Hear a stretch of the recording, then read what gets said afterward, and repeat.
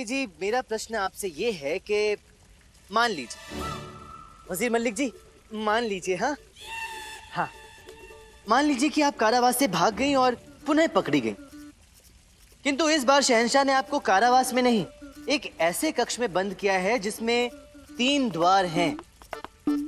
उनमें से एक द्वार आपके प्राण बचा सकता है, आप मुक्त हो सकती हैं, किंतु तभी जब आप सही द्वार चुने, गलत द्वार से आपकी जान जा सकती है। मनी जी, सत्य और मृत्यु को स्वीकार करने में अधिक विचार नहीं करना चाहिए। माया जी कोई भी द्वार खोलेंगी, इनका स्वागत तो यमराज ही करने वाले हैं। परंतु पंडित रामाकृष्ण जी, ये तो बताइए उन 3 द्वारों के पीछे है क्या? जी, पहले द्वार के पीछे है एक खूंखार हत्यारा, जो द्वार खुलते ही आपकी हत्या कर देगा। दूसरे द्वार के पीछे है एक शेर, जिसने 5 महीनों से भोजन नहीं किया है, भूखा है। और तीसरे द्वार के पीछे है अग्नि, ज्वाला जो इतनी तेज और प्रचंड है जिसकी एक लौ ही आपको भस्म कर सकती है। अब आप मुझे बताएं कि आप कौन सा द्वार चुनेंगी जिससे आप बच जाएं?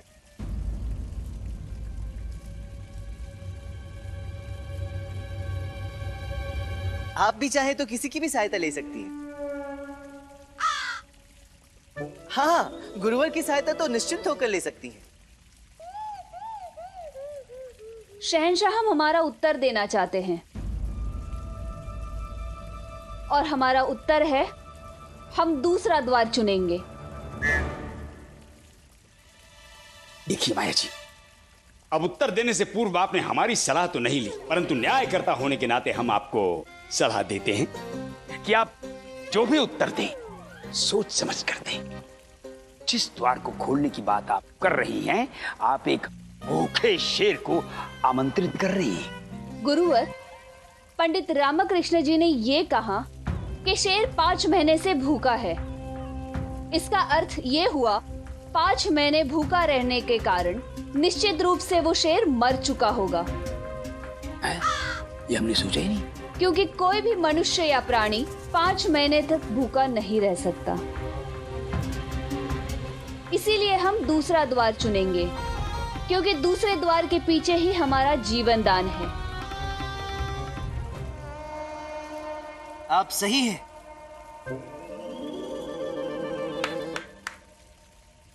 अब तक दोनों प्रतियोगी बराबर बराबर हैं। तो अगला प्रश्न माया जी आप पूछिए। ऐसी कौन सी 2 चीजें हैं जो हम सुबह के आहार में नहीं ले सकते? उत्तर दीजिए।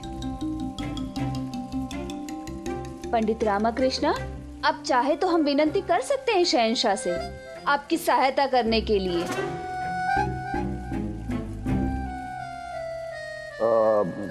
वजीर, क्या जवाब है इसका? जवाब दो जवाब। जहाँपना, हम ज्यादा गौर नहीं करते हैं कि सुबह क्या खाया और शाम को क्या खाया।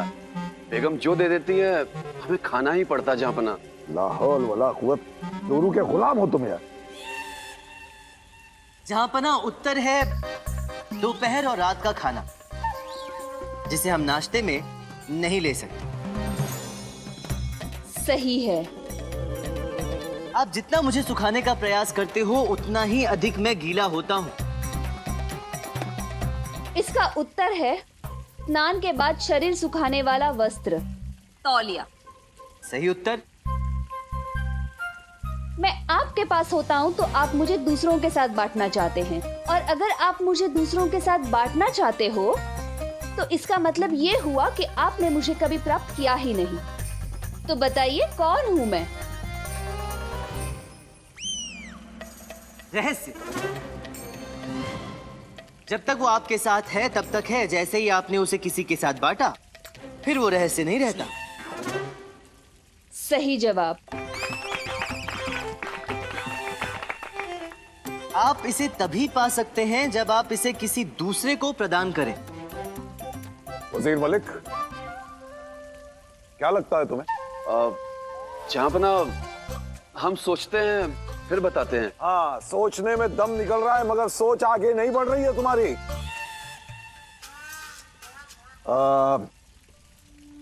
पंडित, इस सवाल का जवाब है दुआ। क्योंकि जब किसी को दुआ सही जवाब क्या है पंडित रामकृष्ण? सम्मान। जी, सही जवाब। सम्मान?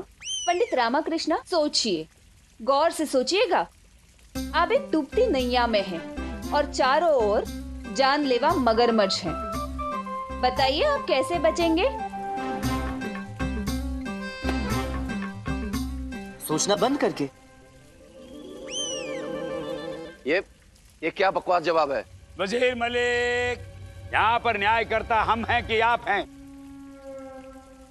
आप हैं। तो आप निर्णय नहीं ले सकते। लेकिन ये तो देखिए शहंशाह बाबर जी, यदि आपके ये वजीर महोदय हर बात में बीच में बोलते रहेंगे तो मर्यादा का उल्लंघन करेंगे तो प्रतियोगिता आगे कैसे बढ़ेगी? बस बंद करो ये सब, बंद करो ये तमाशा।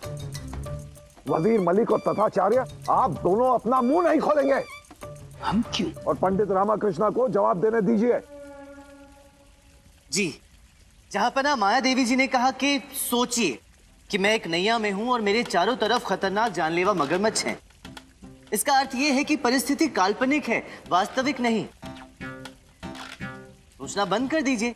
कल्पना नहीं तो जोखिम भी नहीं। आखिर अपनी ही सोच से बच गए ना। सही उत्तर। बहुत अच्छे पंडित रामकृष्ण, बहुत अच्छे। माया देवी जी, आपके पास एक टोकरी में 20 सेब है। आपके पास 20 बच्चे आते हैं और सभी एक एक सेब मांगते हैं। आप भी उन्हें सेब देना चाहती हैं, किंतु साथ ही आप ये भी चाहती हैं कि एक सेब टोकरी में अवश्य रह जाए। ये आप कैसे करेंगी? इसमें कौन सी बड़ी बात है? 18 बच्चों को एक एक सेब दे दीजिए, बाकी के 2 बच्चों को आधा आधा सेब दे दीजिए और जो एक सेब बचा उसे टोकरी में रहने दीजिए। बस हो गई बात। पंडित रामकृष्ण ने इस प्रश्न में ये तो नहीं कहा ना कि बच्चों को पूरा पूरा सेब मिलना चाहिए। पहले उन 19 बच्चों को एक एक सेब दे दीजिए और फिर अंतिम बच्चे को टोकरी में रखकर एक सेब देने से यह हो सकता है। जहाँ पर ना, ऐसे तो ये मुकाबला कभी खत्म ही नहीं होगा, दोनों बराबरी ही रहेंगे। बस बस करो, अब ये मुकाबला और नहीं होगा। बस अब तुम दोनों एक दूसरे पर शायरी करो, मजाक उड़ाओ एक दूसरे का, और जो हमें हंसाएगा वही जीतेगा। पंडित रामकृष्ण, हम जानते हैं तुम क्या कहना चाहते हो। हमने दरबारियों को तुम्हारी बातों पे हंसने के लिए मना किया था ना। चलो ठीक है, अब हम ये रोक हटाते हैं। हम ऐलान करते हैं कि पंडित रामकृष्ण या माया मोहतरमा की बात पे जिसको भी हंसी आए, खुल के हंसो, खुद को रोको मत। इस बार मुकाबला बराबरी का होगा, जो ज्यादा हंसाएगा वही जीतेगा। अगर आज आप हमें हंसाने में कामयाब रहे पंडित जी, तो हम वादा करते हैं कि हम विजयनगर पर हमला बिल्कुल नहीं करेंगे। और माया मोहतरमा, अगर आप जीती तो पंडित रामकृष्ण, आप क्या सोचते हैं, ये यहां क्यों आई हैं? आपके हुक्म के कारण जबरदस्ती यहां आई हैं। अन्यथा इस तरह की बुद्धिमान व्यक्ति को किसी के भी सामने अपनी बुद्धिमत्ता सिद्ध करने की क्या आवश्यकता है?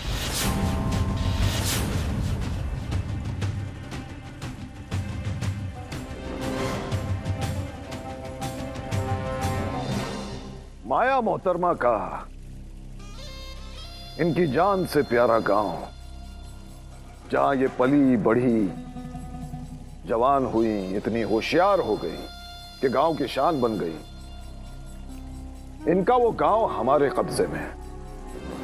अगर माया मोहतरमा हारती है तो इनका गांव भी हार जाएगा और सारे गांव वाले हमारे गुलाम बन जाएंगे। सबको भारी लगान चुकाना पड़ेगा। तो सोच लीजिए पंडित रामकृष्ण, फैसला आपके हाथ में है। आप विजयनगर को बचाना चाहते हैं या इनके गरीब गांव वालों को?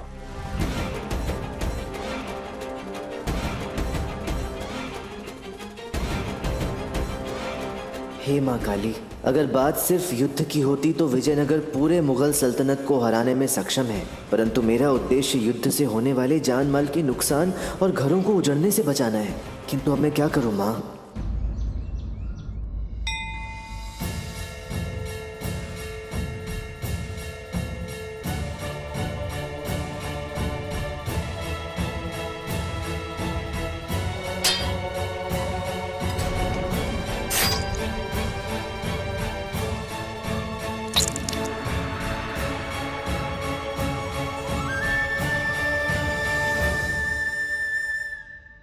विजय हमारी होगी। जय महाकाली, जय मां काली, जय महाकाली, जय मां काली। इस बार ये युद्ध मुगल सल्तनत और विजयनगर राज्य के मध्य नहीं है, अब तो बाबर और कृष्णदेव राय के बीच है। हम अपने मित्र रामकृष्ण का बदला अवश्य लेकर रहेंगे। जय मां काली, जय मां काली, जय मां काली, जय मां काली, जय मां काली, जय मां काली। तो पंडित रामकृष्ण, क्या सोचा है आपने? प्रतियोगिता में भाग लेना है या नहीं? पंडित, तुम्हारे सामने कुआं है और पीछे खाई, क्या करोगे तुम? क्या सोच रहे हो पंडित रामकृष्ण? विजयनगर का सवाल है।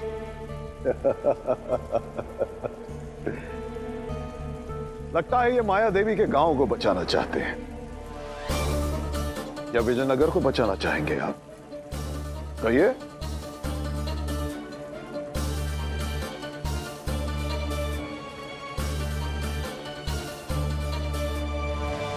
जी, मैं इस प्रतियोगिता में प्रतिभागी के लिए तैयार हूं।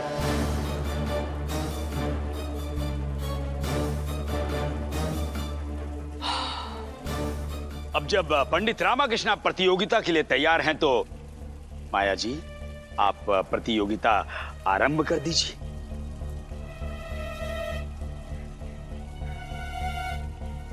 क्यों मोहतरमा, आपकी आवाज निकल नहीं रही है या आप निकाल नहीं रही हैं? या पंडित रामकृष्ण को बचाने का शौक पाल लिया है आपने? पालना भी मत, क्योंकि आज जो हालात हैं उसमें तुम्हारा ये शौक तुम्हारी औकात से बाहर है। तुम्हारे गांव वाले हमारी तलवार की नोक पे बैठे हैं, जब भी हम चाहेंगे उनका हलक चीर देंगे। तुम्हारी बहन मोहिनी और उसके गुरुओं को भी कड़ी से कड़ी सजा मिलेगी। निर्दयी बाबर। हम तैयार हैं।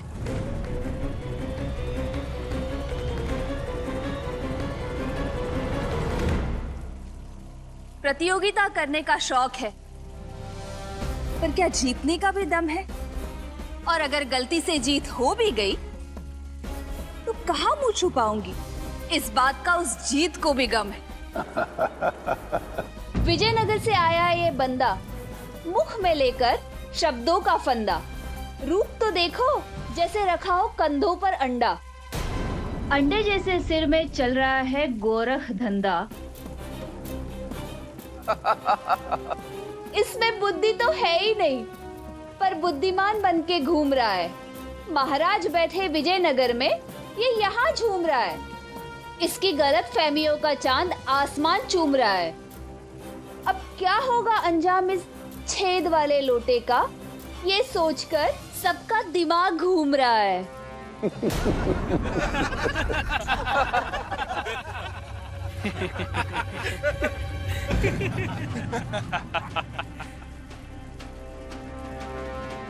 अभी आपका सूरत हाल क्या है हम समझ सकते हैं। दस्तूर निभाइए, आपकी बारी है। तो पता नहीं इतनी बेइज्जती के बाद आप में हिम्मत बची भी है या नहीं। पंडित रामकृष्ण, ये जो इसने अभी अटर पटर अनाप शनाप बकवास की है ना, उसका बदला लेने के लिए ऐसे व्यंग के बाण चलाओ, ऐसे व्यंग के बाण चलाओ कि जीवन में जब भी ये मुख खोले, इसके मुख से वाणी नहीं दर्द भरी कर्राहट निकले। आरंभ करो पंडित रामकृष्ण। सोच कह रहे हो विजयनगर की सुरक्षा का प्रश्न है, आरंभ करो। गुरुवर, मैं समझ ही नहीं पा रहा हूं कि मैं कैसे इनका अपमान करूं। नहीं, मैं नहीं कर सकता। पंडित रामकृष्ण, ये क्या कह रहे हो? गुरुवर, ये एक स्त्री है। हाँ, वो तो हम भी देख रहे हैं कि ये एक सुंदर स्त्री है, अर्थात आप कहना क्या चाहते हैं? मुझे इनमें मेरी मां दिख रही है। ये क्या कह रहे हो पंडित रामकृष्ण? ये समय लक्ष्य पर केंद्रित रहने का है, हमारा समय निकला जा रहा है। नहीं गुरुवर, मुझे इनमें मेरी मातृभूमि दिख रही है। मेरी अम्मा, आपकी माँ, आप सबकी माँ, शहंशाह आपकी अम्मी मुझे इनमें दिखाई दे रही है। हमारी अम्मी? अब आप ही बताइए, एक पुत्र भला अपनी माँ पर व्यंग कैसे कर सकता है? मैं अपने पक्ष में कुछ कहना चाहता हूं।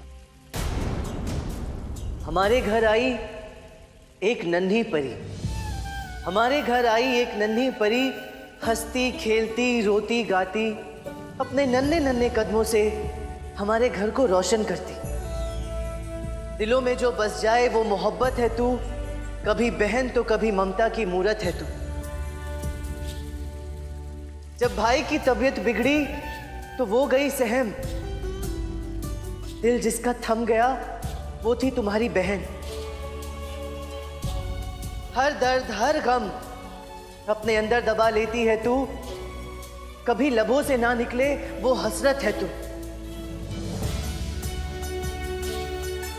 जब भी कुछ मांगा तो जवाब में मिला हाँ, वो कहने वाली और कोई नहीं, वो थी तुम्हारी मां।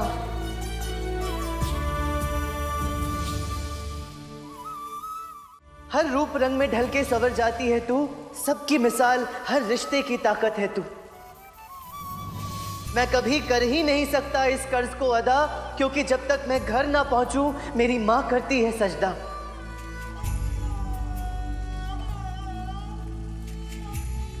ईश्वर और अल्लाह की है मूरत, वो है बस सिर्फ औरत औरत औरत।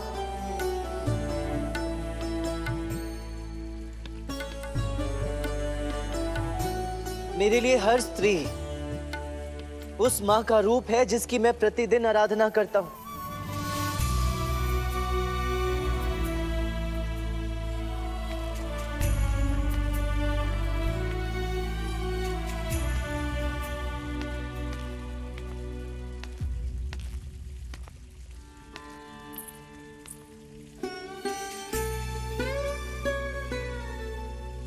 मैं स्त्री की पूजा कर सकता हूं,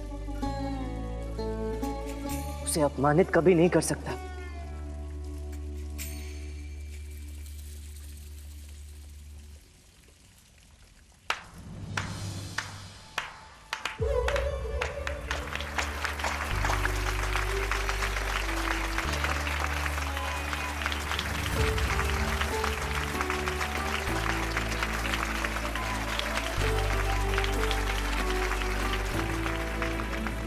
हुआ पंडित रामकृष्ण, हुआ। आपका जवाब नहीं है। यह सच है कि आज पंडित रामकृष्ण ने हम सबको एक सीख दी है, औरत की इज्जत करना। औरत की इज्जत करने वाला ही एक असली मर्द होता है, यही उसके मर्द होने की पहचान है। पंडित, आज तुमने साबित कर दिया कि अगर एक मां अपने बेटे को औरत की इज्जत करने की तालीम दे तो दुनिया में औरतों के खिलाफ जुर्म खत्म हो जाएंगे। आपकी मां ने सही सीख और सही परवरिश दी है आपको, लेकिन यह मुकाबला था पूरे दरबार को हंसाने का। लेकिन तुमने तो सबको रुला दिया, सबकी आंखें नम हो गई। इसलिए हमें यह फैसला सुनाना पड़ेगा कि पंडित रामकृष्ण,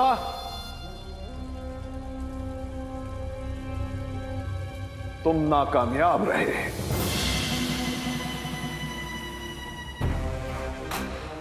ये तुम्हारी हार है और माया मोहतरमा की जीत।